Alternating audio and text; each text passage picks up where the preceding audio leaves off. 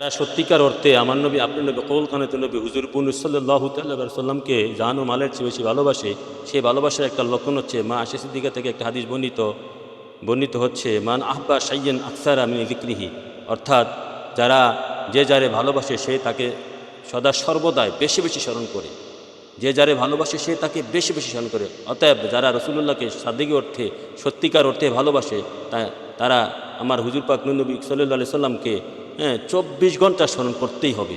অর্থাৎ আশেক মাসুককে সদা সর্বদা স্মরণ করবে। সত্যিকার অর্থে যারা রাসূল পাক সাল্লাল্লাহু আলাইহি সাল্লামের প্রেমিক তারা রাসূল পাক সাল্লাল্লাহু আলাইহি সাল্লামকে 24 ঘন্টা স্মরণ করবে।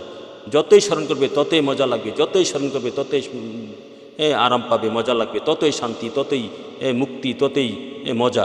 অতএব সত্যিকারের ভালোবাসা হচ্ছে যে যারে ভালোবাসে সে তাকে 24 ঘন্টা স্মরণ করবে। সেটি হচ্ছে ভালোবাসার অন্যতম একটা লক্ষণ, ভালোবাসার অন্যতম একটা শর্ত। সেটা আমার কথা নয়, আপনার কথা নয়, মা আয়েশা সিদ্দিকা থেকে হাদিসটা এসেছে। হাদিসটা ইমাম বাহাক্কি দালালান শরীফে বর্ণনা করেছেন। আল্লাহ রাসূল আমাদেরকে বুঝা মানার তৌফিক দান করুক, আমিন।